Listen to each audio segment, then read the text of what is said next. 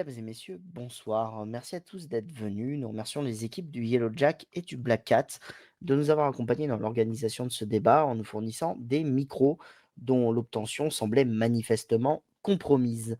On se retrouve donc ce soir pour le débat de la campagne gouvernementale opposant deux listes concurrentes, à savoir la liste à venir avec pour candidat Monsieur Taylor et Monsieur London, et avec la liste ASAP avec pour candidat Madame Denvers présente ce soir et Monsieur Deers absent. Et le tirage au sort a déterminé l'ordre de présentation des listes, chacune disposant d'un temps de parole de 2 minutes. L'ordre de présentation sera le suivant. Azap en premier, suivi d'Avenir. Madame Denvers, je vous laisse la parole. Et merci à vous. Bonsoir à toutes et à tous. Je vais me présenter rapidement. Donc Sam Denvers, tête de liste pour les gouvernementales pour sous la liste ASAP. Malheureusement, mon colistier n'a pas pu être avec nous ce soir puisque des impératifs sont arrivés. Donc Mathias Diers s'excuse.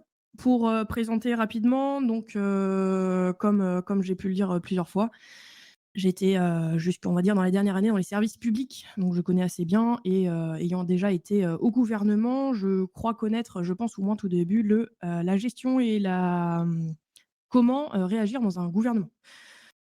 Donc je suis candidat donc pour la liste ASAP et merci à toutes et à tous d'être là et de nous découvrir ce soir et de nous poser des questions. Et merci à vous. Je laisse la parole maintenant à Monsieur London ou Monsieur Taylor de la liste à venir. Bien le bonsoir, je me présente, Reggie Taylor, je me présente au poste de gouverneur. Je ne vais pas vous faire la traditionnelle bio, je voulais juste me présenter, vous dire que je suis un homme simple, travailleur, honnête, franc, anticonformiste, j'aime casser les codes, c'est pour ça que j'ai laissé mon costume de candidat à la maison pour vous montrer qui je suis vraiment. Toujours prêt à aider mon prochain, je supporte pas l'injustice, j'ai mis tout mon cœur et mon âme dans ce projet, parce que j'estime que l'île a besoin de changer de paradigme. Ce soir, je sais que nous allons passer sur le grill parce que nos idées sont innovantes, osées. Elles changent de la petite litanie fade des mesurettes que l'on nous sert d'habitude. Récemment, un homme sage a dit qu'un politique était là pour oser des choses, prendre des risques. Et c'est pour ça que je suis là ce soir devant vous. John, je vais te laisser la parole. Et bonsoir à tous, donc John London, je me présente en tant que gouverneur adjoint pour la liste à venir. Donc la plupart m'ont connu, ça a été ce que je dirais récemment, a été dans la période d'été maire de Los Santos, où on a essayé justement de faire avancer certains projets, certaines lois, et c'est pour cela que on a décidé avec Monsieur Taylor présent ici de continuer dans notre démarche de changement en se présentant pour les gouvernementales et essayer de faire bouger les choses sur l'île. Et merci à vous. Nous allons maintenant passer au débat. L'objectif est de discuter des idées de chacun afin de permettre aux citoyens de mieux comprendre les programmes proposés. Chaque partie pourra aborder 3 sujets en s'adressant librement à l'autre liste. Le temps d'échange sur un sujet donné sera limité de 5 à 7 minutes maximum. L'ordre des interventions a été décidé au tirage au sort et c'est donc la liste à venir qui commencera à poser ces questions, suivies d'ASAP, puis retour à venir, etc. Messieurs, nous vous écoutons. Ma première question, pour madame l'ancienne gouverneur, pardon, concerne en fait 3 de ces points, la rédaction du code de déontologie, la transmission du dossier aux parties adverses et la révision de la loi sur les recours. En effet, le leitmotiv d'ASAP, pris sur la présentation de votre parti, est, je cite, la simplification de la vie publique. Avec toutes ces couches de paperasse, n'êtes-vous pas en désaccord avec la ligne directrice de votre parti? D'autre part, le parti ASAP, dans sa bienveillance, s'est moqué de la précision faite par le gouvernement actuel sur les comparutions différées. Vous faites de même avec les recours. Attendez-vous à ce que votre parti se moque aussi de vous? Eh bien, merci pour la question. Je vais répondre tout d'abord que alors, c'est difficile parce que vous avez évoqué 3 points. Donc, c'est simple. En effet, ASAP n'a pas pour vocation d'écrire quelque chose dans une loi juste parce que, ouvrez les guillemets, c'est pas écrit, mon Dieu, je peux pas le faire. Fermez les guillemets. Donc, on a vocation, en effet, à écrire du code intelligent et utile. Si pour nous, on a vu que, on voulait rajouter cette précision, c'est parce que ça nous semble utile et que certaines fois c'était bafoué et que du coup la précision était nécessaire. Je pense que vous ne savez pas comment ASAP marche et tant mieux. Parce que pour me dire que je vais me faire moquer de ASAP, c'est que clairement, vous ne savez pas comment on fonctionne. On ne se moque pas entre nous. Je ne sais pas comment vous fonctionnez côté avenir, mais entre nous, on ne se moque pas. On travaille en tout cas ensemble, main dans la main et surtout, on est des adultes responsables et capables surtout de se parler, d'expliquer pourquoi nous ne sommes pas d'accord, de débattre et du coup, de s'aiguiller et de travailler tous ensemble. Ensuite, pour tout ce qui est rajouter de la paperasse, pour moi, écrire un code de déontologie, ce n'est pas rajouter de la paperasse puisque ce n'est pas quelque chose que les juges, en l'occurrence, vont devoir manipuler tous les jours, mais tout simplement un code à laquelle ils vont devoir être soumis, comme le sont toutes les forces de l'ordre sur cette île, le sont aussi les médecins, et auquel je pense, à mon humble avis, que les juges devraient y être soumis. Donc non, je ne pense pas que je serais punie par ASAP, en tout cas pour faire des lois intelligentes et utiles. Est-ce que vous souhaitez rebondir, messieurs, éventuellement? Oui, pardon. Non, c'est vrai que tous les derniers communiqués qu'on a eus, de la part d'ASAP, c'était très, très adulte, très mature. Donc oui, je reconnais là-dessus qu'il y a aucun souci, sur la moquerie, tout va bien. D'accord, et est-ce que vous avez éventuellement des questions sur le fond, plus que sur les communiqués qui, je pense, ne sont pas l'objet de la présence des concitoyens ce soir, mais davantage, de savoir ce que les promesses et défauts éventuels du programme ASAP? Bah, sur le fond, le problème, c'est que, pour moi, le programme d'ASAPS, c'est que des mesurettes, des pansements sur une jambe de bois. Donc j'ai eu beau le relire et essayer de trouver des questions, bah, je vous avoue que non, ça m'inspire pas. J'ai pas votre programme me laisse indifférent. Il y a rien pour moi, c'est assez creux, c'est assez vide. Donc je suis désolé, non, là, je vais pas rebondir là-dessus. J'aurais d'autres questions, mais peut-être, passer à la suite. Pas de souci, madame Denvers, étant donné qu'il nous reste encore du temps sur les points qui ont été soulevés par, le parti Avenir. Est-ce que vous, souhaitez, approfondir sur certains points, notamment peut-être le code de déontologie? Merci en effet. Donc je suis, désolée que, vous ne vous retrouviez pas et que vous ne compreniez pas notre programme puisque ce sont des mesurettes comme vous les appelez, mais nous avons à cœur, en tout cas à ZAP, de ne promettre que ce que nous pouvons faire et non pas monts et merveilles. Ensuite, pour le code de déontologie, en effet, comme vous l'avez si bien remarqué, c'est quelque chose qu'on a à cœur pour, en tout cas, les juges, puisque on est tous, je pense, sur cette île, capables de dire qu'un juge, en dehors de sa fonction, représente toujours sa fonction. Et donc un code de déontologie peut toujours être utile, comme tous, les services de l'ordre, de cette île sont aussi soumis à un code de déontologie et donc représentent leur service public, même en dehors de service et en public. Pour moi, les juges devraient en tout cas être soumis à la même, eh bien, au même code, en tout cas à la même responsabilité, hein. C'est tout pour moi.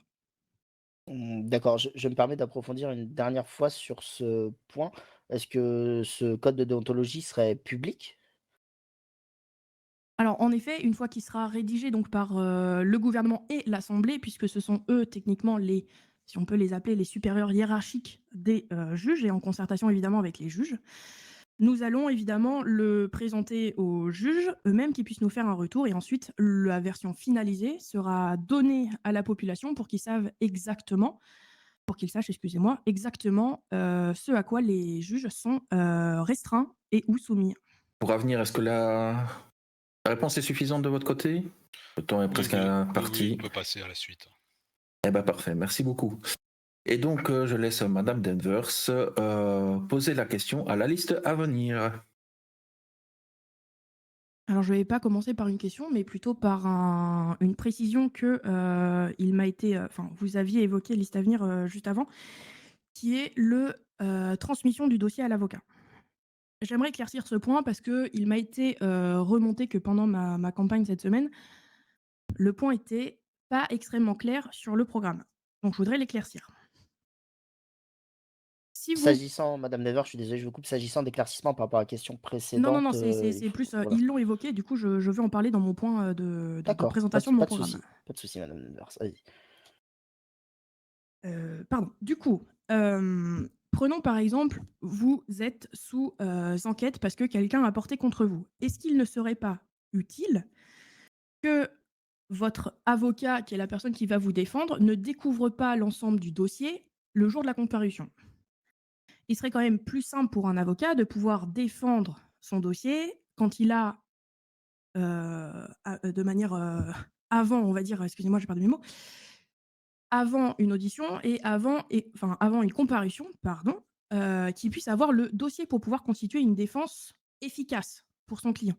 Donc en effet, par contre, on ne va pas non plus transmettre n'importe quel dossier de n'importe quelle manière. Il faudra qu'en effet, il y ait une rédaction de ce dossier et un caviardage, pardon, de ce dossier pour éliminer évidemment les informations extrêmement importantes et sensibles, de ces dossiers, mais qu'ils puissent être au moins transmis à toutes les parties qui seront, dans un tribunal pour qu'ils puissent préparer une défense adéquate et en effet, utile. Monsieur London, Monsieur Taylor, quelque chose à rajouter par rapport aux explications de Madame Danvers? Oui, tout à fait. Transmettre le dossier à l'avocat, c'est en théorie, ça devrait être déjà le cas. Alors, dans les faits, je suis d'accord avec vous que c'est pas le cas, et je le sais, je suis bien placé pour le savoir. Mais on n'a peut-être pas besoin d'une loi pour ça, de faire rajouter encore un peu plus de papasserie. Il suffit juste de faire appliquer la loi, tout simplement. Comme vous le dites si bien, c'est optionnel et non pas obligatoire. Nous voulons le rendre obligatoire. Vous avez répondu à votre propre question. Très bien. Bah, tant mieux alors. Je peux vous aider, il n'y a pas de souci. Eh bien, si c'est bon pour la liste ASAP et pour la liste à venir, nous passerons donc à la prochaine question de messieurs London et Taylor à Madame Danvers. Messieurs, nous vous écoutons. Donc là, je vais venir sur le point de votre programme qui consiste à réviser les amendes propres aux entreprises et aux exactions sur terrain privé. Pourquoi vous vous intéressez uniquement aux entreprises sur ce sujet de réviser les amendes? Est-ce que c'est un choix électoraliste de vous désintéresser, pardon, des autres petites gens, descendants? Est-ce que la révision des amendes liées au code de la route ou aux autres incohérences dans le tableau des amendes, ça ne vous concerne pas? Merci pour la question. De rien. Comme j'ai expliqué plus tôt, tout ce qui est dans mon programme, c'est ce que nous nous engageons et nous promettons de faire. Comme je vous l'ai dit, nous ne promettons pas monts et merveilles. Étant donné que certaines amendes doivent être encore étudiées avec les, chefs de service et ou les, représentants du personnel, que ça concerne, je ne peux pas m'engager décemment à faire quelque chose que je ne suis pas, heu, sûre de pouvoir faire. Ça, c'est la première réponse. La deuxième réponse, c'est, votre début de question qui était: «Pourquoi les entreprises?» Eh bien, tout simplement, en fait, je me suis, tournée vers les entreprises et je leur ai demandé ce dont ils avaient besoin. Eux m'ont répondu que c'était le type d'amende qu'eux avaient besoin et que du moins, il y avait besoin d'un éclaircissement. C'est donc une réponse à un besoin. Ensuite, vous demandez exactement à quoi ça en consiste. Il y a certaines, amendes qui sont, pour, on va dire, une exaction en entreprise, en tout cas dans un terrain cadastré, qui ne sont pas assez hautes au goût des employés et des patrons. Donc moi, en tout cas, je me suis engagée sur ça. Je ne vais m'engager que sur ce que en tout cas, je vais m'engager et promettre que sur ce que je peux faire et je sais que je serai capable de faire. En tout cas, par contre, en effet, certains, délits mineurs devraient être descendus en contravention, mais étant donné que mon programme était déjà quelque peu fourni, je ne voulais pas non plus rajouter du blabla comme si vous savez si bien le dire, pour juste rajouter du blabla. Je me permets de rebondir sur ce que vous dites, Madame Danvers, parce que ça fait plusieurs fois que vous insistez sur ce point. Vous considérez donc que l'ensemble des points présents sur votre programme sont aujourd'hui des promesses que vous faites aux citoyens de l'État? Exactement, je m'engage et nous promettons, donc moi et mon colistier, nous nous engageons à le faire et si nous ne sommes pas en mesure de le faire, de montrer que nous avons travaillé et fait 100% de tout ce que nous pouvions faire pour au moins essayer de le réaliser. Et dans ces cas-là, si nous ne sommes pas en mesure de réaliser notre promesse, il y aura bien évidemment un communiqué qui va avec, qui explique les difficultés rencontrées et pourquoi est-ce que nous n'avons pas pu aboutir à cette promesse. Mais qu'est-ce qui vous empêche de réviser le code de la circulation, des amendes? C'est au pouvoir du gouverneur, non? Vous n'avez pas le courage politique d'imposer les choses? Alors, je ne sais pas si vous écoutez ce que je raconte, Oui, oui, mais j'écoute très d'un bien. autre côté, je vous ai dit que je ne peux que promettre et dire ce que je vais faire. Sachant que, j'ai eu des retours en effet de la SASP et je ne sais pas si vous avez eu le temps de les rencontrer On les et de leur rencontre poser demain, des ne vous questions? inquiétez pas. Mais eux-mêmes sont, en effet en mesure de dire qu'il y a quelques articles qui nécessiteraient une rédaction, mais qu'en effet, il va falloir qu'on se penche et fasse une réunion de travail à ce propos. Donc en effet, moi, je me suis engagée auprès de la SASP de le faire, mais ce n'est pas pour autant que je le mets dans un programme puisque comme je le rappelle, je ne peux pas m'engager et faire une promesse. Et vous avez écouté un peu les citoyens, le retour des citoyens sur ce code, de la circulation? Apparemment, il semble que non, hein, parce que, des remontées qu'on a, c'est que, il y a vraiment un petit problème, hein. Eh bien, si vous avez autant de remontées là-dessus que de personnes qui vous demandent d'avoir une salle de danse, je n'ai pas plus à dire. Oh, c'est petit ça. Messieurs Taylor, messieurs, London, souhaitez-vous éventuellement approfondir sur ce qui a été dit par madame Danvers ou peut-on passer à la question, suivante qui sera donc à l'initiative, de cette dernière, si je dis pas de bêtises? Bon, pour ma part, on peut passer à la suivante. Madame Danvers, le bâton de parole est à vous. Déshydratez-vous, c'est important. Boire et manger, pensez-y. Oui. Alors donc, pour, la deuxième prise de parole qui m'est accordée, je voudrais éclaircir un point de mon programme. La notion du secret professionnel pour l'assemblée.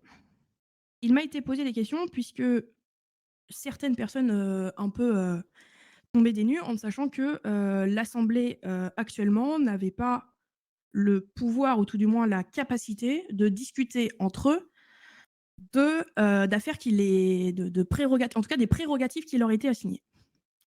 Par exemple, si vous avez un chef de service ou un juge ou un avocat qui, est demandé à être, enfin qui est convoqué par l'assemblée pour pouvoir lui être posé des questions, si jamais l'assemblée veut, poser des questions et de manière, approfondie, c'est-à-dire qui concerne un secret professionnel ou secret, d'enquête, pour l'instant, l'assemblée n'a pas le pouvoir de le faire ça.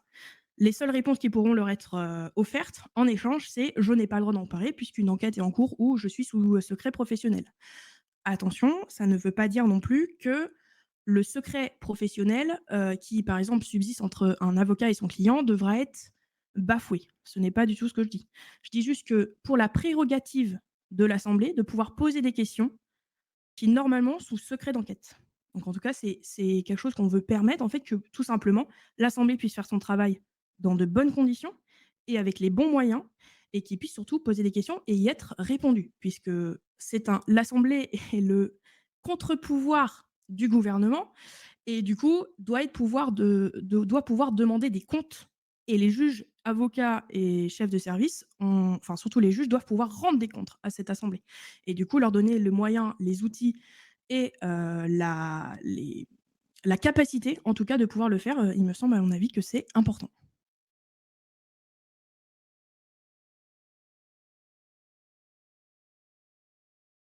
Monsieur London, Monsieur Taylor, avez-vous une réaction par rapport au sujet de Euh, Madame Danvers? Bah, la seule réaction, c'est que je croyais que le meeting c'était demain. Là, je croyais qu'on était pour un débat. Genre, on attend encore d'avoir des questions, de pouvoir faire des réactions, mais c'est pour juste un meeting. Bah, je pense que les gens sont autant surpris que nous de voir d'être présents pour ça. Je j'ai pas de questions à dire, hein. C'est une récitation d'un programme, donc voilà. Vous ne souhaitez donc pas réagir par rapport à l'Assemblée quand même? Ça ne vous semble pas important d'une réaction à ce sujet-là? Sur le fait que l'Assemblée demande ça, c'est une demande qui avait été faite depuis déjà très longtemps. C'est un dossier qui avait déjà été demandé au gouvernement, qui avait été redemandé à chaque conseil en permanence. Je vois pas en quoi à chaque fois de vouloir refaire la demande et pas, ça n'a pas été déjà demandé depuis si longtemps, vu que ça fait depuis tellement longtemps qu'on demandait au gouvernement de pouvoir le mettre en place. Et pour moi, ça paraît être juste la base et ça ne devrait pas être le centre d'un programme, de juste faire une demande de ce principe. D'accord. Madame Nedvers, dans la mesure où on a un peu d'avance sur le programme, est-ce que vous auriez peut-être une question courte à poser à la liste à venir sur leur programme? Bien sûr, bien sûr. Courte, par Ouais, il y pitié, a pas de Madame souci. Je vois que Nedvers. dans votre programme, vous avez une proposition pour la mairie nord. Avez-vous seulement consulté, cette dite mairie avant? Non, mais j'ai été maire de Blaine il y a plusieurs mois de cela. Je sais que les finances sont difficiles, tout simplement parce que le comté de Blaine a moins d'entreprises, des entreprises qui font moins de chiffre d'affaires, parce que c'est beaucoup des entreprises de production. Ils ont moins d'habitants, donc les taxes rentrent moins bien. Donc, dans un souci d'équité, on a voulu proposer au comté, et on proposera au comté, si on est élu, de prendre en charge les 2%, ce qui représente par mois environ un petit peu moins de 300 000 dollars, qui, au vu du budget du gouvernement, n'est pas infaisable. Tout cela dans un souci de d'égalité entre tous les citoyens. Voilà. Mais du coup, vous proposez quelque chose à la mairie que vous n'avez pas demandé à la mairie si elle en avait besoin. Vous vous On lui targuez de dire: proposera, «Vous on avez lui été maire» proposera, et vous n'êtes pas capable de simplement demander aux 3 dernières maires, la maire sortante qui a fait 2 mandats et la maire actuelle, de savoir si elles en avaient tout simplement besoin. mais on leur proposera si on est élu. J'ai pas besoin d'aller la voir, lui téléphoner pour lui faire une proposition pour laquelle je ne pourrais peut-être pas le faire si je ne suis pas élu. Donc pour vous, vérifier qu'il y a un vrai besoin au départ, ce n'est pas utile pour un programme. Mais le besoin, c'est pour les citoyens de Blaine. Non, là, c'est pour les finances de la mairie, vous avez expliqué. Donc c'est C'est typiquement pour juste une la mairie qui est équité. impliquée. C'est pour Donc, une équité, laissez-moi finir, madame s'il vous le plaît. gouverneur. Donc, résultat, vous êtes en train de me dire qu'il y a un besoin au départ, juste vous n'êtes pas sûr que la mairie a vraiment un besoin. Ah mais il n'y a pas une question d'être sûr ou pas. Je lui fais la proposition pour les citoyens, pour alléger leurs taxes d'habitation. Simplement ceci, rien d'autre. Ah, j'ai fini, monsieur le médiateur. Merci beaucoup. Et merci à vous. Et donc, du coup, on va laisser la parole à Monsieur London et Monsieur Taylor à poser une troisième question à Madame Denvers. Donc notre troisième et dernière question, ce sera sur le point où vous dites continuer le dialogue avec la commission employée patronale. Pour rappel, durant le dernier mandat, on a eu des exactions envers les entreprises, les employés avec des raquettes, etc. J'en passe. Des syndicats qui se sont révoltés, qui se sont mis vent debout. Et même une grève de Human actuellement. Vous estimez donc que la communication entre le gouvernement et les représentants n'a pas besoin d'évoluer? Y aurait-il pas un petit problème là dans le schéma? Continuation ne veut pas dire l'opposé d'évolution, par contre, monsieur Landon. Oh, Non, excusez-moi, c'est monsieur Monsieur Reggie Taylor, Taylor. c'est pas grave. Bah, la continuité, c'est faire la même chose. Ça veut. En Continuer fait, sur la si même chose. continuer une communication, ça ne veut pas dire que la communication aura la même forme et la même profondeur. Ça veut Ah, juste dire que la communication continuera. Après, je ne sais pas vous, mais je ne sais pas si vous avez demandé une réunion avec, par exemple, les dites commissions. Mais en tout cas, j'estime qu'il est mon devoir de continuer cette communication si tant pardon, elle existait sous le mandat actuel, étant donné que nous n'avions pas de communication, je ne pouvais pas le savoir. Par contre, je trouve qu'il est quand même important de communiquer avec ces commissions, mais aussi les syndicats. C'est juste que pour l'instant, les commissions sont celles que j'ai mises dans mon programme, en tout cas, et j'estime en tout cas que se gausser de dire que je continue une communication quand vous êtes pas fichu de faire un seul de vos points de campagne pour la mairie, par exemple, ça me semble quelque peu cocasse. Alors déjà, au point de vue, représentant, bah, excusez-moi du peu, ça fait au moins 3-4 mandats que je suis représentant employé de la ferme. Donc ce qui s'y passe, ouais, je suis assez au courant et je suis, assez au courant que, bah, la communication entre le gouvernement et la commission, en tout cas celle-ci, parce que celle des patrons, je ne la connais pas, effectivement, je ne suis pas patron. Je peux vous dire que elle est pas très, glorieuse. Donc continuer quelque chose qui est pas très, glorieux, voire inexistant, bah, je me pose des questions. Ensuite, si je suis pas fichu, comme vous dites, de faire un point, avec la mairie du Nord, bah, je vous le redis, apparemment vous avez du mal à le comprendre.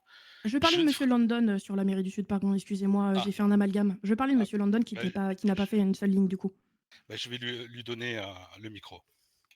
Oui, vous vouliez donc savoir pourquoi on n'avait pas fait un point concernant la mairie Non, du pas Sud, savoir pourquoi, je dis juste que se gausser du fait que nous écrivons un point approximatif dans notre programme, alors que vous, de côté, vous n'êtes pas tenu en tout cas d'en tenir un seul quand vous vous représentez avec exactement le même programme pour un deuxième mandat. Je trouve ça quelque peu cocasse. J'ai pas forcément besoin d'explications ou besoin de réponses. Je dis juste que c'est rigolo, Je pense néanmoins que la réponse de monsieur London intéressera les citoyens ici présents, madame Danvers. évidemment. Bah, si vous aviez été présente justement lors de mes communications que j'avais faites avec les citoyens que devant la mairie, j'avais annoncé que je n'avais pas modifié mon programme parce que j'avais certains points qui n'étaient pas finis du coup et que s'ils étaient prêts à me faire confiance pour un second mandat, je serais là pour la suite et pour terminer ce que j'ai commencé, ce que je leur avais assuré que je terminerais si j'étais réélu. Mais moi, j'ai eu, on va dire, l'envie et l'honneur de au moins proposer un programme quand certains membres de votre parti n'ont même pas osé se présenter avec un programme en face et ont quand même réussi à faire avoir des votes derrière. Tout ça pour, au final, ben, bien suivre leur programme, c'est-à-dire n'avoir rien écrit. Et pas de souci, mais impliquer enfin non, pardon, avoir de manière implicite dire que vous vouliez, vous aviez quelques points que vous n'aviez pas fait, dans ces cas-là, ça voudrait pas dire que votre programme du premier mandat ne devait pas donc pas évidemment l'exact, réplique du mandat numéro 2, parce que sinon ça voudrait dire que quand même certains avaient été faits.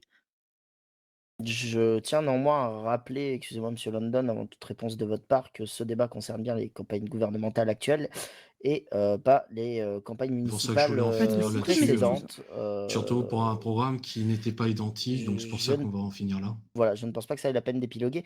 Cependant, je pense qu'on peut rebondir de manière intéressante sur les critiques formulées par madame Danvers. Messieurs, diriez-vous aujourd'hui devant les concitoyens ici présents que l'ensemble des lignes, sur votre programme sont également une promesse que vous vous engagez à tenir ou à faire, du mieux possible pour la tenir? En bref, vous engagez-vous clairement, à mettre tout en œuvre pour accomplir votre programme devant les Ah oui, oui, citoyens? je m'engage à faire tous les points pour lesquels, que nous avons notés. Je suis pas là pour enfiler les perles ni pour, faire du vent. Moi, je suis un homme d'action. J'ai déjà préparé, un code de justice. J'ai déjà travaillé le code, des institutions. Donc je vais pas attendre, la veille de la fin de mon mandat, si je suis élu, comme d'autres, par le passé ont pu le faire, pour pouvoir faire passer ces lois ou tenter de les faire passer. Oui, très bien, monsieur Taylor. Je vous remercie. Au vu du délai qui nous est imparti, on va passer à la question suivante, qui sera donc celle de madame Danvers pour la liste à venir. Et messieurs, par mesure d'équité, nous vous laisserons poser une dernière question très courte à madame Danvers après celle-ci. Madame Danvers, nous vous écoutons. Ma question va être extrêmement simple. Quand vous parlez de dépoussiérage du code judiciaire et que dans l'interview que vous avez accordée au Weasel News, vous ne citez aucune mesure concrète, êtes-vous en mesure ce soir de nous donner au moins 3 points concrets que vous allez faire? Oui, tout à fait. Donc déjà, on compte retravailler, la question du secret professionnel et de la confidentialité et comme, je vous l'accorde, effectivement, il y a un problème à ce niveau-là et vous avez uniquement parlé de la confidentialité dans l'Assemblée, mais il y a aussi la confidentialité pour les citoyens. C'est-à-dire que demain, je me fais agresser, je porte plainte, je ne peux même pas en parler autour de moi. Donc là, oui, c'est vraiment un problème. Ensuite, il y a aussi l'entrave à la justice, qui est utilisée pour tout et n'importe quoi.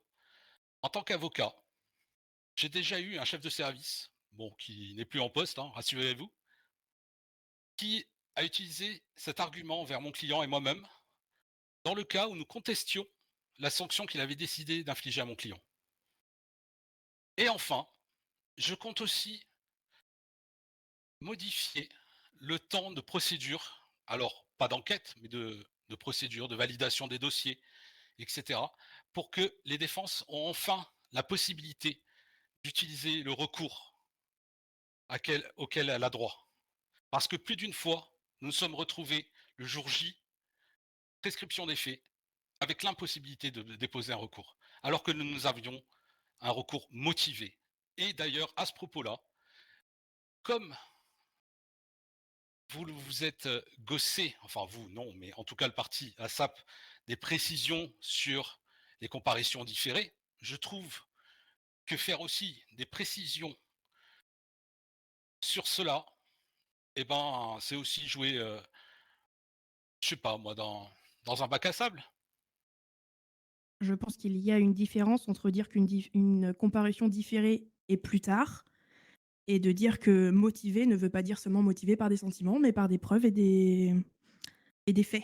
Je On pense n'est que pas, la distinction est quelque peu différente. on Après, n'est je pas des m'excuse peut-être amateurs, on n'est pas des amateurs, et motivé, ça veut dire motivé par des faits, bien entendu, ou des ça veut preuves. peut-être le dire pour vous, monsieur, Reggie Taylor, mais s'il y a besoin, c'est que certaines fois, ça ne l'a pas été. Peut-être que c'est aux personnes qui prennent les recours de dire, ben là, non, merci, au revoir, bisous. C'est bien entendu. Éventuellement, madame Denvers, est-ce que vous souhaiteriez approfondir sur, d'autres propositions, soulevées par, monsieur Taylor et monsieur London? Ou direz-vous que vous êtes plutôt d'accord? Je pense notamment à une proposition, spécifique qui concerne le secret de l'instruction, vis-à-vis des proches et employeurs. Mais en tout cas, en effet, on souhaitait, réétudier le secret professionnel et dans quelles conditions et surtout le secret d'enquête était, appliqué. Mais étant donné que, malheureusement, je n'ai pas, le don, de tout savoir, je vais préférer me renseigner avant de dire des bêtises et du coup, je me suis avancée en tout cas sur le secret, professionnel de l'assemblée, mais j'aimerais pas m'avancer sur un autre sujet qui est le secret, de l'instruction puisque, étant donné que nous sommes en campagne et que nos juges sont apolitiques et impartiaux, je ne vais pas non me renseigner et leur poser des questions pendant ma campagne.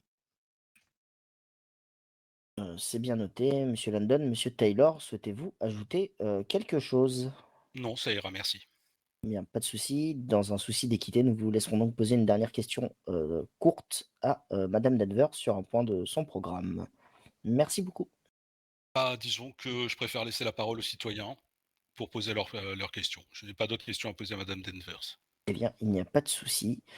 Caleb, je te laisse, prendre la suite dès que tu as fini de te réhydrater.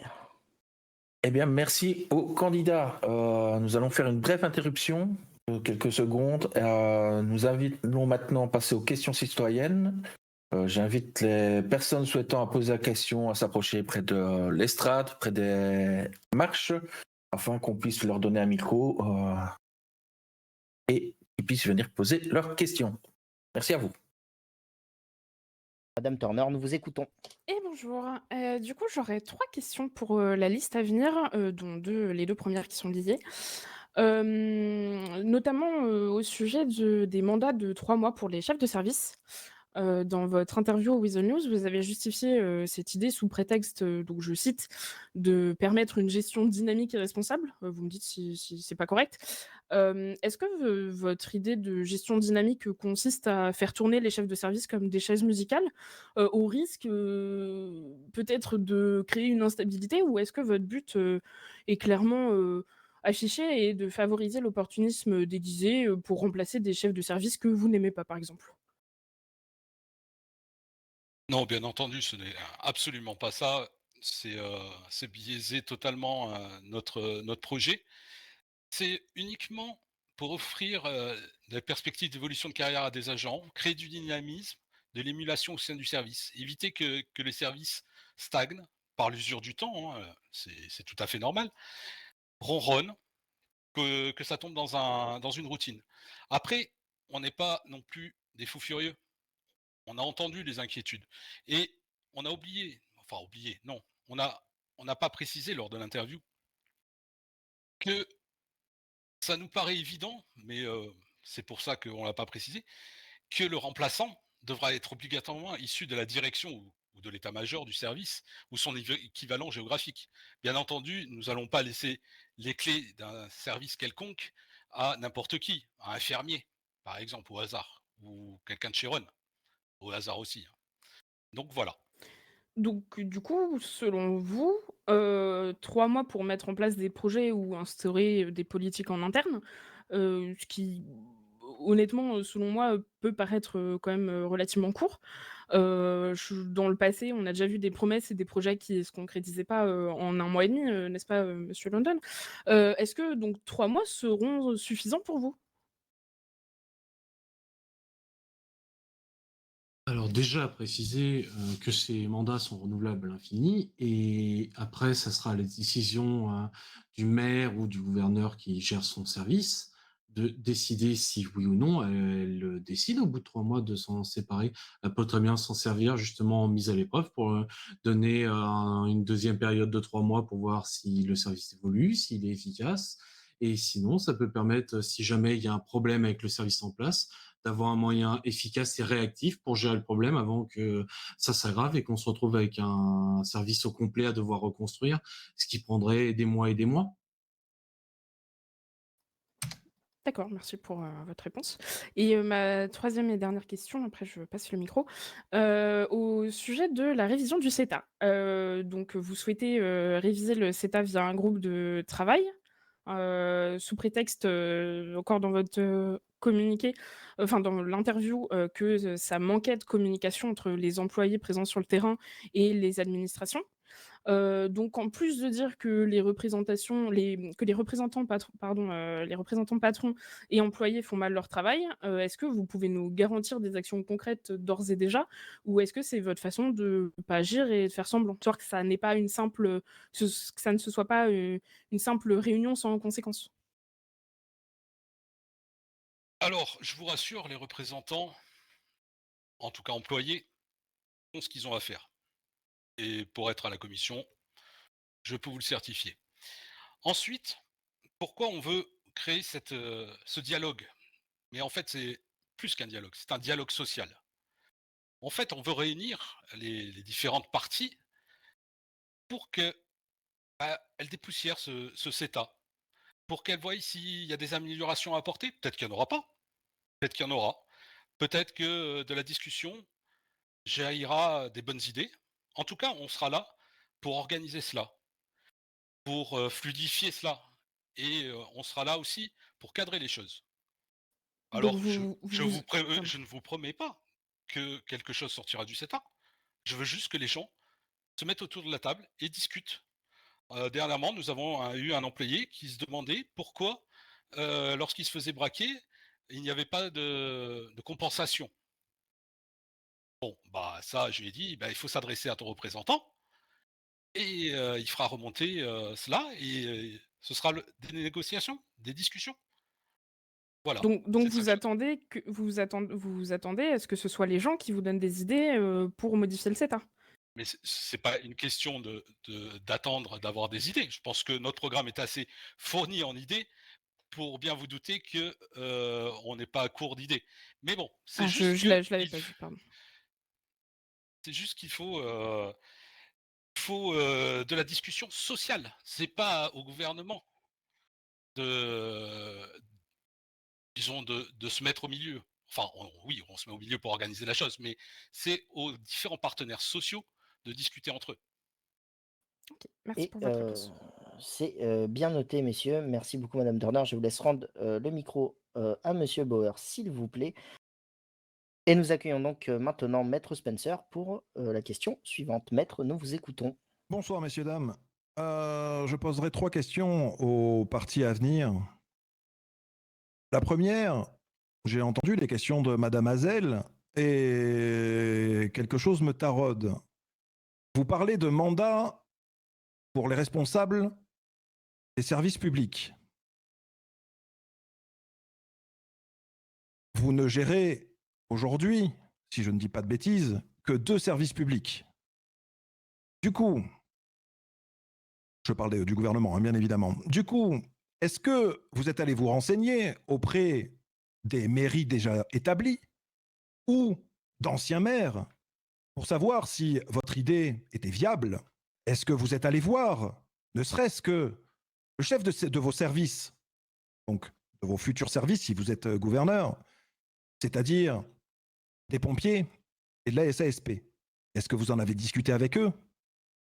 Et est-ce que ce que vous avez mis sur votre programme, du coup, est mûrement réfléchi avec les différents acteurs que vous citez dans cette réforme?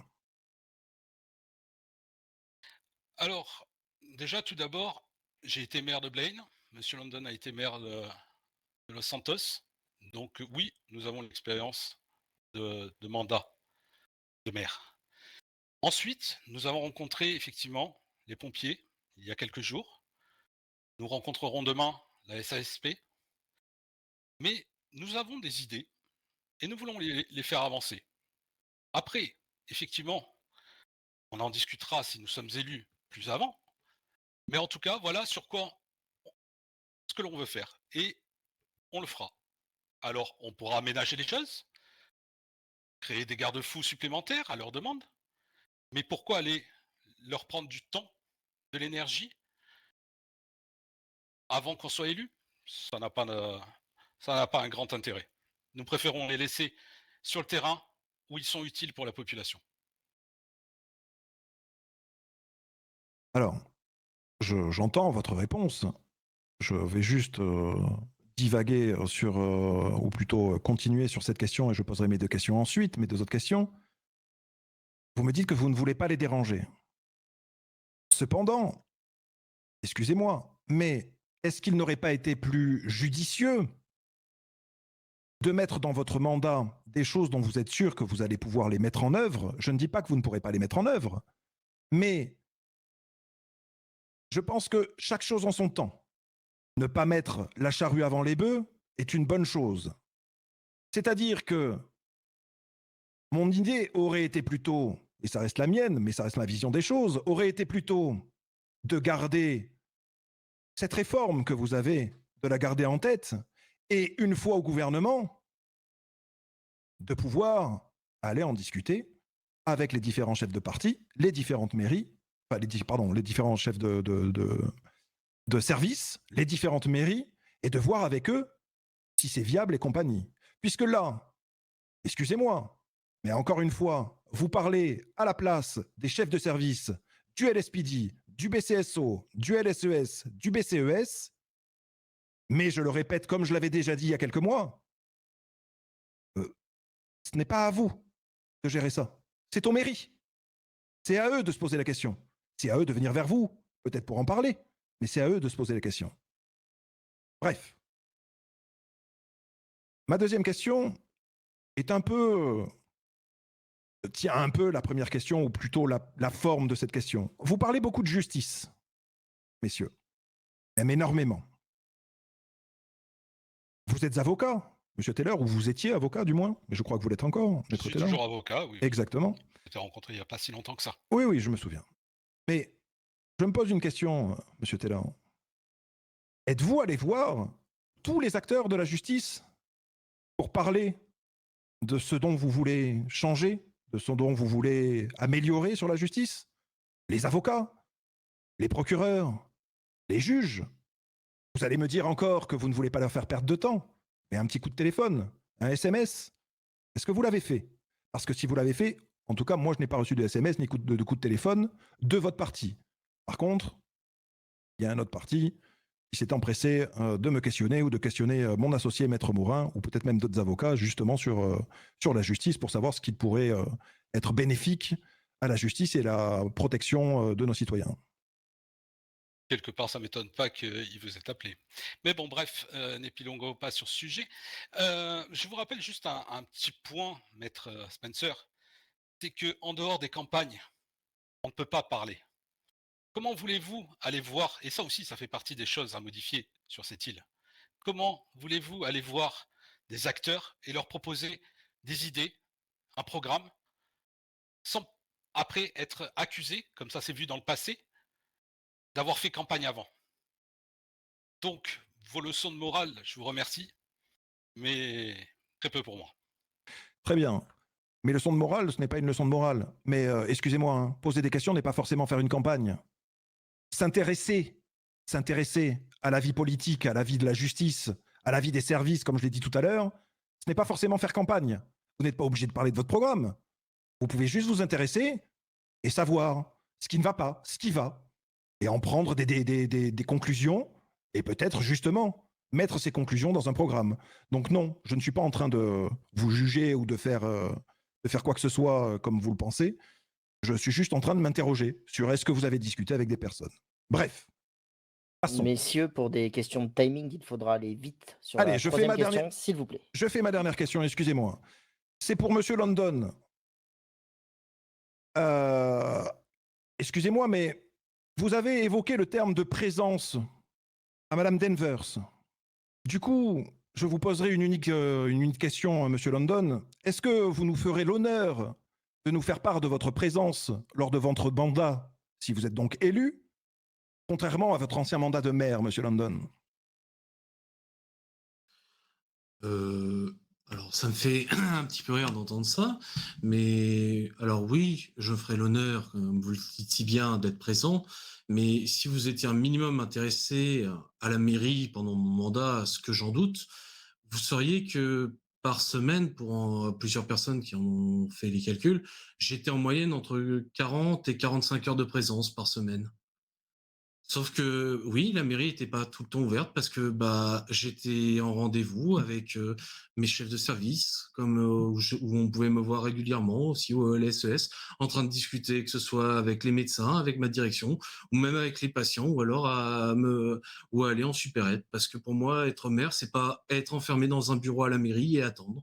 C'est aussi aller se promener en ville. Il y a certains moments aussi où, quand il y a des rendez-vous à prendre et que bah je suis le seul en service, je fermais la mairie pour être à 100% avec la personne au rendez-vous et ne pas lui dire au bout de 2 minutes, bah c'est bien intéressant, mais il faut que j'y aille. D'accord. Merci beaucoup pour votre réponse. Nous accueillons, pardonnez-moi, pour la question suivante, Monsieur Phineas Drake. Monsieur Drake, la foule vous écoute. Et bonsoir. Du coup, j'aurais une première question déjà pour le parti ASAP. Madame Danvers, du coup. Dans votre programme, vous dites autoriser l'Assemblée à discuter des éléments sous secret professionnel sur les sujets relevant de leurs prérogatives. Vous avez commencé un peu la discussion tout à l'heure en disant que l'Assemblée était un contre-pouvoir du gouvernement. Est-ce que l'Assemblée ne serait pas plutôt en fait une aide au gouvernement et uniquement un contre-pouvoir si jamais celui-ci fait des bêtises? Est-ce que ce n'est pas justement plutôt le rôle de l'Assemblée d'être présent pour vérifier que tout aille bien et là en tant que consultant plutôt que contre-pouvoir? Excusez-moi, monsieur, Drake, mais vous me demandez si l'Assemblée est vraiment un contre-pouvoir ou si juste elle aide le gouvernement? Est-ce que c'est un contre-pouvoir ou est-ce que c'est là en tant qu'avis consultatif d'après vous, tout simplement? Oui. Alors, dire que l'Assemblée n'est qu'un avis consultatif, ce serait, leur cracher sur le travail qu'ils font, au quotidien. Donc non, je ne pense pas qu'ils ne sont que consultatifs puisqu'ils ont des décisions à prendre et ils sont là aussi pour, faire attention à ce que le, gouvernement ne fasse pas n'importe quoi et donc oui, c'est les 2, c'est-à-dire c'est un contre-pouvoir au gouvernement puisque le gouvernement ne peut pas changer n'importe quelle loi sans en référer, sans au moins demander l'accord, on va dire, ou de le proposer à l'Assemblée. Donc ça s'appelle être un contre-pouvoir et dans tous les cas, en effet, je pense que l'Assemblée n'est pas que consultative puisque, par exemple, elle nomme les juges, donc dire que ce n'est que consultatif, je trouve ça quelque peu réducteur. Parfait. J'avais un deuxième élément sur cette chose. Vous avez dit tout à l'heure que du coup, et autoriser notamment des éléments d'enquête à être vus par l'Assemblée ou à être entendus par l'Assemblée. Êtes-vous bien consciente que l'Assemblée n'est donc pas soumise au secret d'instruction et donc que divulguer toute information d'enquête, potentiellement mettre en péril la sécurité des plaignants et des témoins et surtout la réussite de l'enquête? Eh bien, comme, expliqué, plus tôt, pour moi, leur accorder ce droit, c'est aussi les responsabiliser et les soumettre à ce, secret d'instruction et d'enquête pour qu'évidemment, ils ne puissent pas en parler à tort et à travers puisque ça relève du secret d'instruction. Mais ils seraient accordés à ce droit de secret d'instruction, mais tout à fait, régis par les mêmes règles que le sont les juges, les procureurs, les FDO, toute personne qui, agissent dans cette justice. Très bien, parfait, merci. J'avais une question, enfin des questions aussi pour le parti Avenir du coup. Alors, monsieur Drake, je ne sais pas combien vous avez de questions pour le parti à venir, mais pour laisser la Une parole à tout seule, le ça va monde, aller une vite. seule, eh ben impeccable. Nous vous écoutons, monsieur Drake. Alors, vous parlez d'institutionnaliser la profession d'avocat et la création du barreau. La première chose, c'est déjà, savez-vous que le barreau existe déjà à l'heure actuelle? Tout à fait, je vous le et confirme. je- C'est juste un mot écrit comme ça dans le code de la justice. De plus, vous parlez donc d'institutionnaliser pardon, la profession d'avocat. À l'heure actuelle, les avocats sont à leur propre fait. Institutionnaliser voudrait dire donc que l'État paierait les avocats. Est-ce que c'est vraiment à l'État de payer les personnes qui défendent ceux qui sont accusés d'un délit, alors que l'État elle-même paye les procureurs pour pouvoir accuser les personnes qui sont justement accusées de ces dits délits? Est-ce que ce ne serait pas, pardon, en soi, le chat qui se mordrait la queue de faire payer à l'État et la défense de la personne et l'accusation? Alors, en fait, quand on parle d'institutionnaliser, c'est de rentrer, ce qui est déjà un petit peu dans les faits, puisque dans le code de la justice, il faut que ce soit l'Assemblée qui modifie, qui puisse modifier tout le texte régissant les avocats. Donc en fait, ce serait rentrer la notion d'avocat dans le code des institutions, mais en aucun cas les avocats deviendraient des salariés du gouvernement. Et c'est ce barreau, c'est pour ça que je dis que c'est juste un mot écrit dans le code de la justice. Ce barreau serait là pour organiser, pour s'auto-organiser, organiser la profession d'avocat. Actuellement, il y a près de, je crois, environ 25 avocats sur l'île. Donc, très compliqué d'avoir des remontées, disons, plus faciles. Il est aussi prévu dans notre programme que le grand bâtonnier donc, soit élu par les avocats et dispose d'une voix pour l'élection du juge suprême, au même titre que le procureur général, parce que ce sont deux maillons essentiels de la justice et qu'il est normal qu'ils aient leur mot à dire en tant que professionnels de la justice.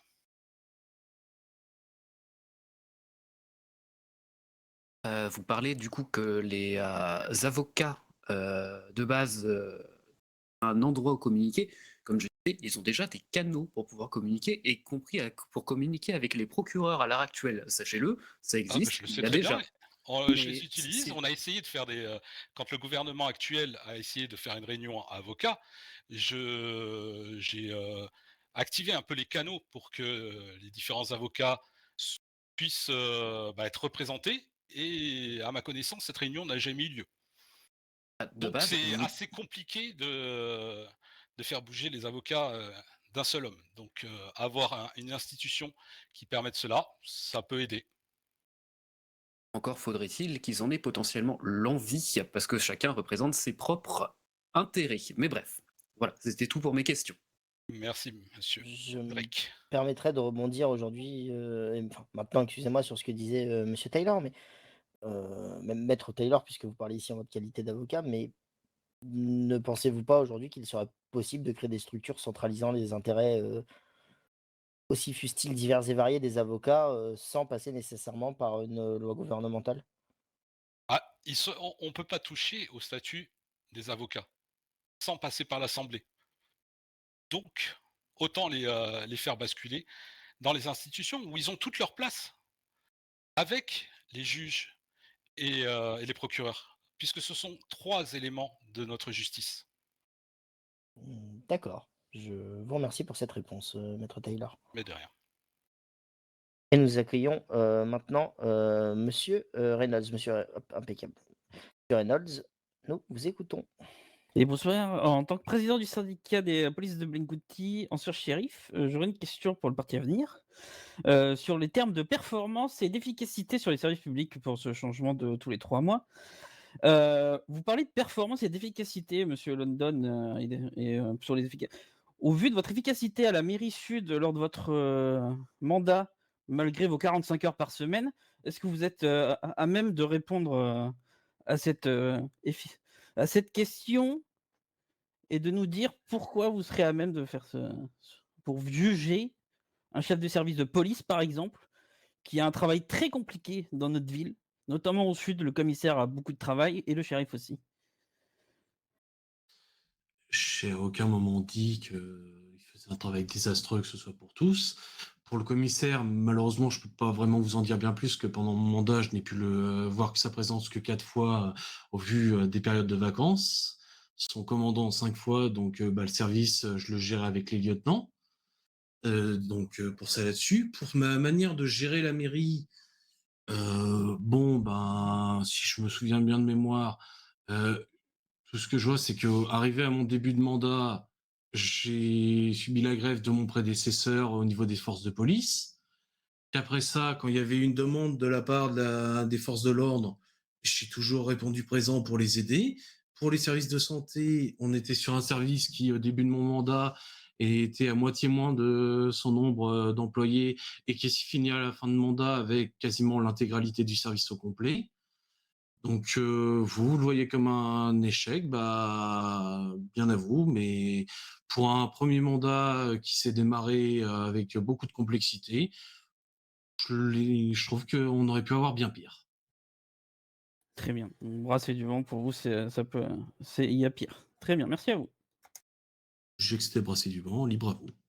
Pour rebondir sur ce que disait monsieur Reynolds, qu'on le remercie pour sa question, monsieur London, on note aujourd'hui parmi certains de nos concitoyens une inquiétude par rapport aux résultats de de vos derniers mandats municipaux. Pensez-vous aujourd'hui pouvoir dire devant nos concitoyens que ce mandat vous a aussi permis d'apprendre de certaines erreurs et que vous seriez capable de faire mieux dans ce prochain mandat? Bien sûr, c'était le tout premier, que ce soit pour ma part personnellement ou le tout premier du parti. Donc, bien évidemment on l'avait même annoncé publiquement que, évidemment qu'il serait pas parfait, mais comme j'ai envie de dire, comme tout mandat d'une première personne et d'un premier parti, personne n'a débuté à la perfection et j'ai envie de dire aller chercher non plus de dire que son premier mandat a été une réussite intégrale, c'est se mentir à soi-même. Eh bien, pas de souci. Merci beaucoup pour votre réponse, monsieur London. Nous passons donc ensuite la parole à monsieur Nick Parnasse, si je ne m'abuse. Parnasse, nous vous Je vous écoutons. remercie, monsieur Martel. Bonjour, donc Nick Parnasse, patron du Zombie Car avec Lila Bennett, représentant des patrons et président d'ASAP. J'aurais d'abord une question pour Avenir pour commencer, et ensuite j'ai une question commune. Ma question pour Avenir, elle est, vous l'avez dit lors d'une précédente réponse, pour pouvoir modifier le code des institutions, vous avez effectivement besoin de l'accord de l'Assemblée. Cette assemblée est, dans le cas où vous êtes élu, monsieur Taylor et monsieur London, composée alors dans ce cas-là de 2 membres Avenir, 1 membre ASAP, le représentant des patrons que je suis et un représentant employé. Je présuppose donc que pour amener cette modification phare que vous poussez en tête de liste de vos idées, vous avez pris le temps d'aller discuter avec les différents patrons et les différents représentants employés afin d'avoir le nombre de voix nécessaires à faire passer cette loi. Parce que dans le cas contraire, ne serait-ce pas un peu pisser dans un violon? C'est ma question. D'accord. En tout cas, je vous remercie de votre question. Est-ce que ce sera pissé dans un violon? Je l'espère pas. On espère convaincre tous les représentants enfin en tout cas une partie, une majorité des représentants, à notre projet, à nos projets, parce que nous voulons que la vie sur l'île change, que on change un petit peu de façon de faire. On veut innover. Alors certes, le changement, ça fait peur, mais il faut pas être frileux. Et j'ai bon espoir que les représentants, quels qu'ils soient, ou même le maire ASAP, comprennent cela et que pour le bien de notre île, se rallient à ces changements. D'accord. Ok.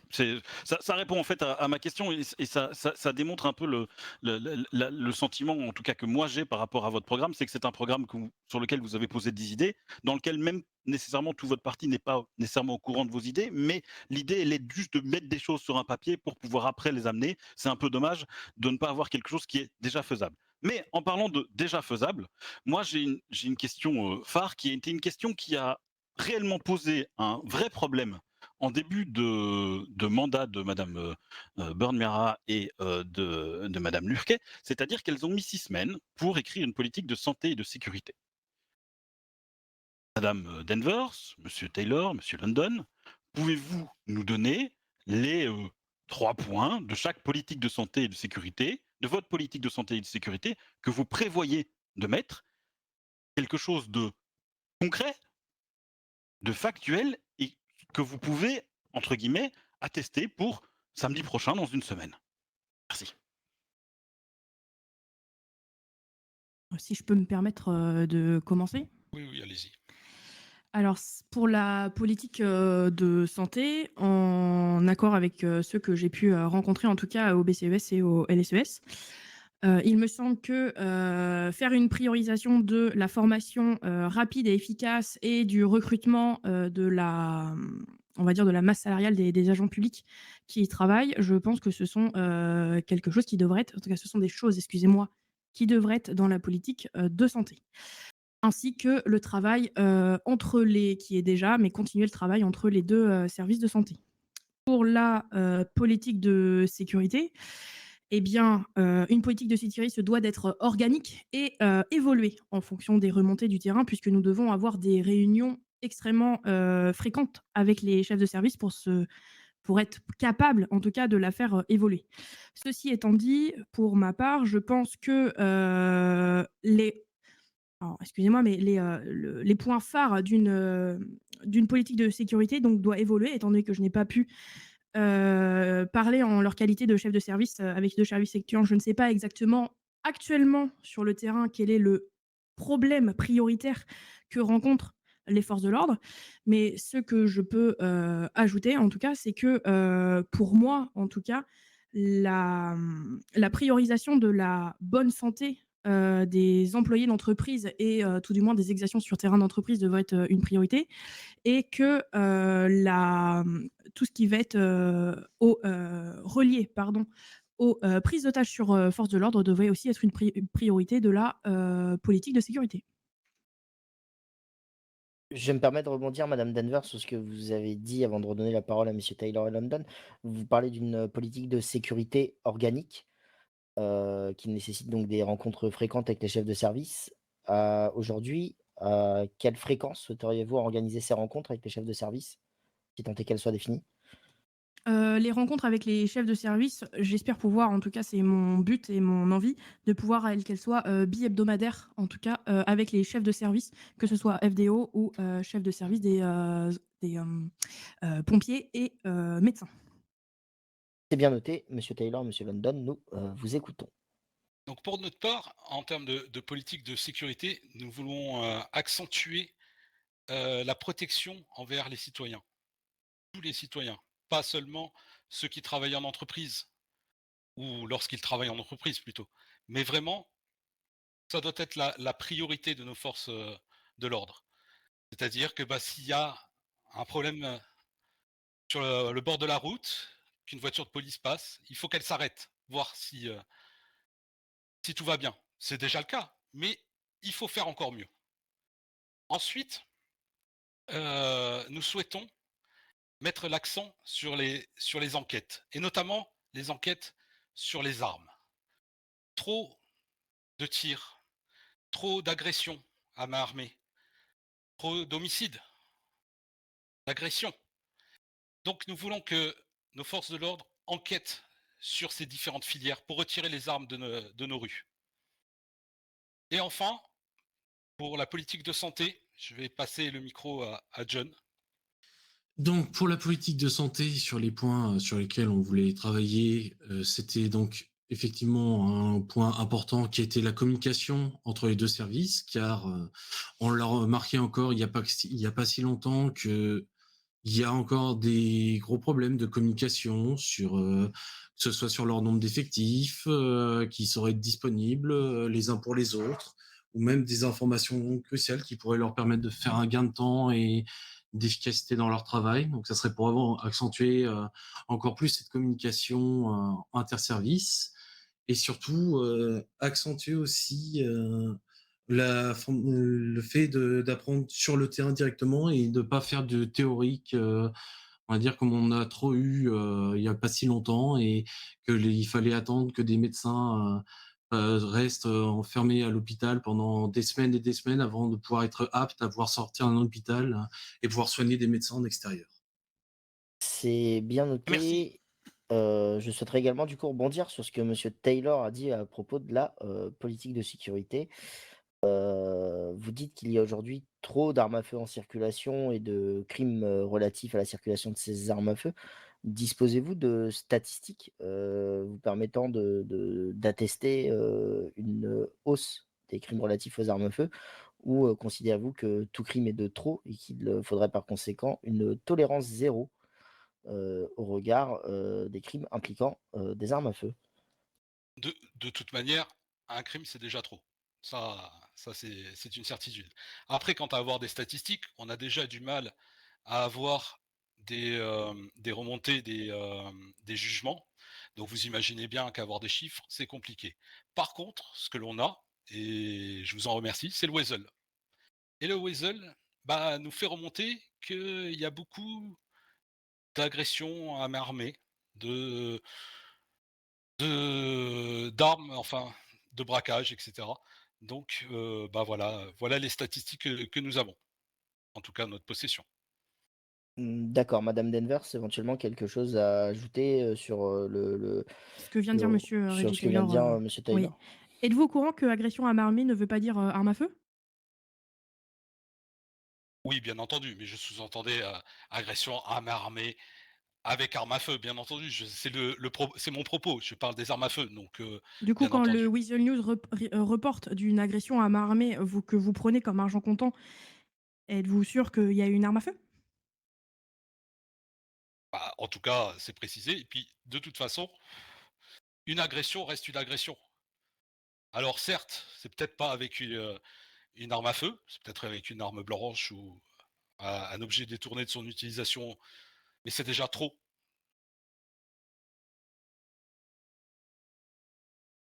Ce sera tout pour moi. C'est tout pour moi, Mediator. Eh bien, nous vous remercions, monsieur Parnasse. Si c'est bon pour vous, Oui, c'est bon pour nous. Eh merci bien, impeccable. pour vos réponses en tout cas, ça nous aide beaucoup. Bonsoir, je me présente, Maître Kirby. Alors, je vais rebondir par rapport à une question qui a été posée par le procureur Drake et dont la réponse a été, donc la question, c'est, vous êtes conscient que, un barreau existe déjà? Ce à quoi Avenir a répondu: C'est écrit comme ça». Alors, qu'est-ce que vous voulez dire par «c'est écrit comme ça»? Bah, c'est ma première question. De 2, de ce que j'en comprends, Maître Taylor, vous faites partie du barreau.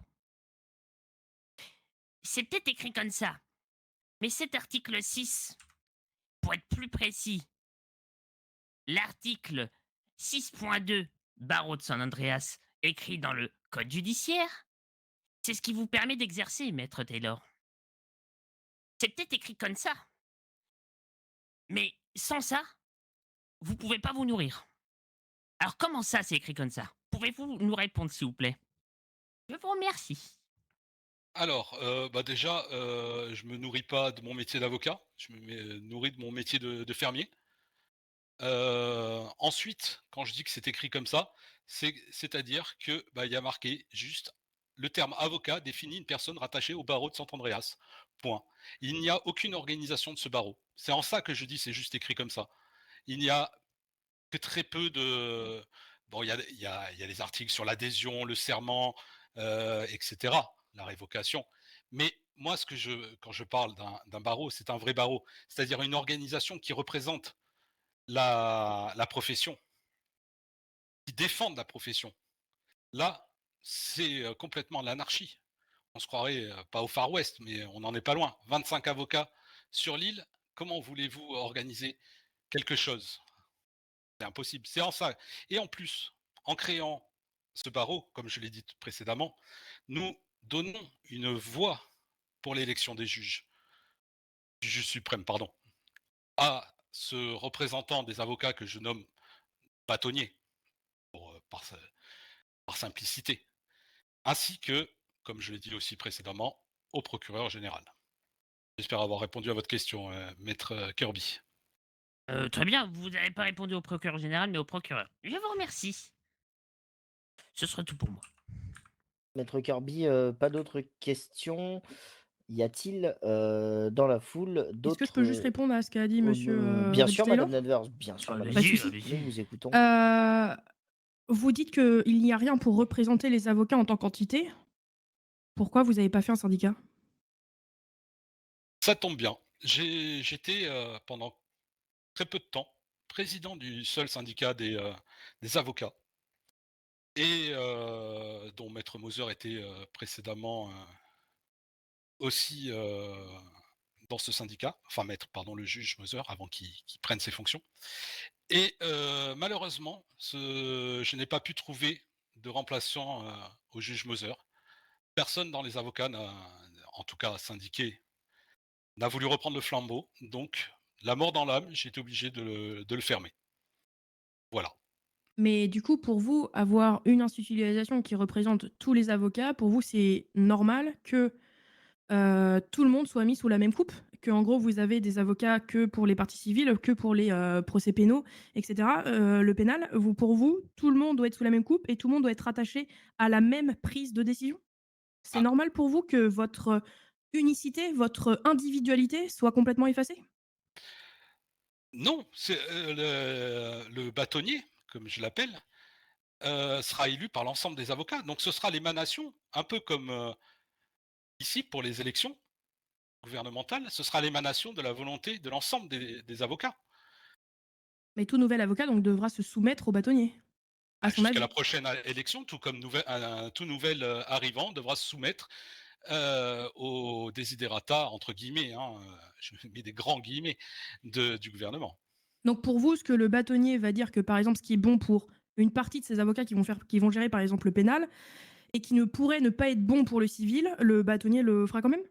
Ah bah, ça, c'est au bâtonnier et au barreau, donc à la composante avocat de gérer, de discuter entre eux, de faire sortir des choses, qui conviennent à tout le monde.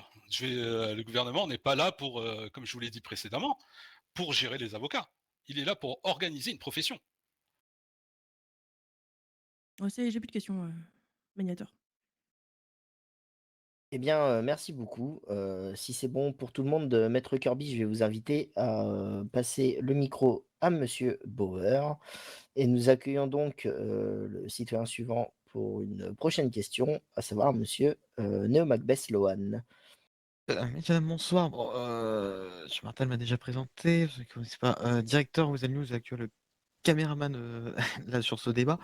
Je vais me permettre une question, et je vois qu'aussi nos confrères du Sant Andreas Voice sont aussi présents dans l'Assemblée. Donc je vais me permettre que vous savez mon amour pour ce sujet. Pour les deux listes, auriez-vous, alors je ne veux pas dire des mesures concrètes, mais que comptez-vous faire pour la presse? Comment comptez-vous travailler aussi avec la presse aujourd'hui? J'ai commencé tout à l'heure, je vous laisse répondre. Oui, monsieur London, à vous l'honneur, Oui, effectivement. ça y est, le temps que je prenne mon micro, voilà, pardon. Ah, monsieur Taylor, on vous Oui. écoute. Qu'est-ce que nous comptons faire pour la presse? Eh ben, lors de la dernière réunion, le représentant Weasel nous a fait remonter un projet de loi qui avait été soumis au gouvernement et qui n'a pas été suivi des faits. Je ne vais pas en dire plus ici pour des soucis de confidentialité, vous le savez bien, et vous, monsieur Néo, je pense que vous savez de quoi je parle comme sujet sur ce projet de loi. Et c'est un excellent projet de loi. Et je pense que, c'est pas je pense, nous le mettrons en œuvre. Afin que l'éclaircissement soit complet, parlez-vous simplement d'un projet de loi ou de mesures complémentaires dans la loi déjà existante?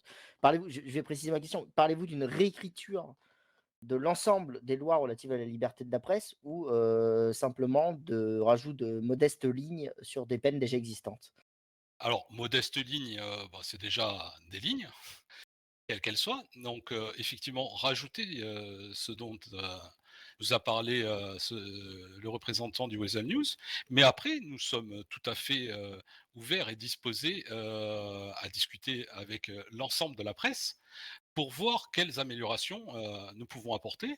Et si nous devons les apporter, nous le ferons. Il n'y a aucun problème là-dessus.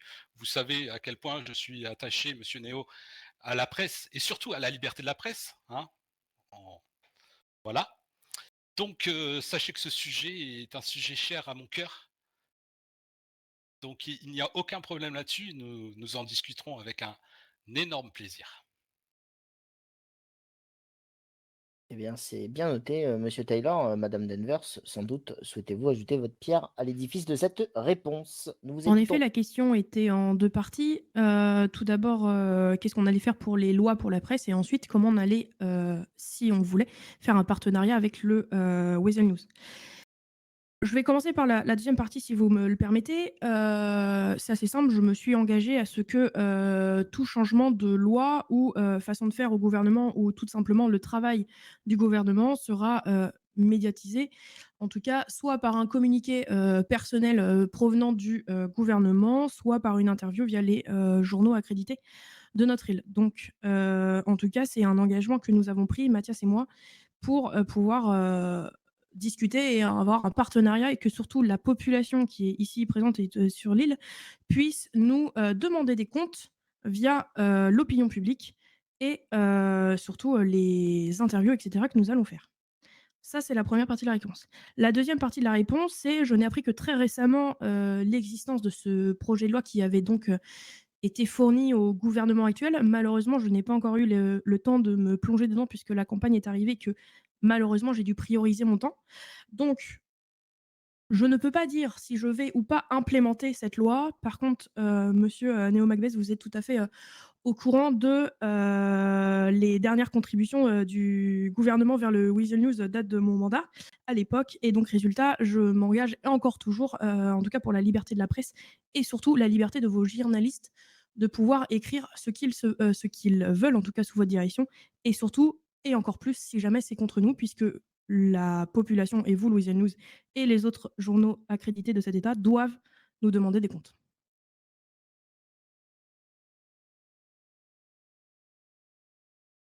On est bien d'accord. En fait, cette question, c'était simplement savoir bon, comment on pouvait travailler ensemble. Mais c'était surtout savoir est-ce qu'aujourd'hui, d'une certaine manière, est-ce que, je ne l'espère pas, mais est-ce que les mêmes erreurs vont être reproduites par le gouvernement? Est-ce que, par exemple, est-ce que c'est important d'annoncer la démission d'un juge à l'entièreté de la population ou pas? C'est important. Personnellement, je trouve que oui. J'espère que vous aussi. Peut-être que le gouvernement actuel ne le trouve pas assez important, surtout, des dernières exactions, mais ça après, c'est leur souci. Je vous remercie. Je me permets de reprendre la parole sur ce sujet. Nous ne l'avons pas mis sur le programme, mais nous comptons faire hebdomadairement, pardon, c'est-à-dire tous les vendredis soirs aux alentours de 21h, 21h30, un point presse avec tous les organes accrédités de l'île, dans lequel on dira ce que l'on fait, sur quoi on travaille, ce qui s'est passé, etc. On veut tenir informée la population. Et ce sera aussi une conférence de presse ouverte au public, où le public pourra venir poser ses questions. Donc voilà, on prend au sérieux le rôle de la presse. Comme je vous l'ai dit tout à l'heure, c'est quelque chose qui est cher à mon cœur. Donc voilà, je tenais à le préciser. Monsieur Macbeth, quelque chose à ajouter sur ce point ou pas? Une belle fin de débat. Eh bien, nous vous remercions, monsieur Macbeth. Des derniers citoyens souhaitent-ils poser des questions aux listes ici présentes ou pas? Il s'agira de se manifester de rechef. Il ne semblerait pas. Caleb, je vais donc te laisser conclure ce débat. Et merci Donovan. Donc nous allons donc clore ce débat. Pour rappel, les candidats ont jusqu'à demain 23h59 pour faire campagne. Vous pourrez aller voter de lundi à partir de 13h et ce jusqu'à mercredi 20h. Les résultats seront annoncés ici même devant le LSAS à partir de 22h. Nous remercions toute la population qui s'est déplacée pour ce débat et nous vous souhaitons une bonne soirée.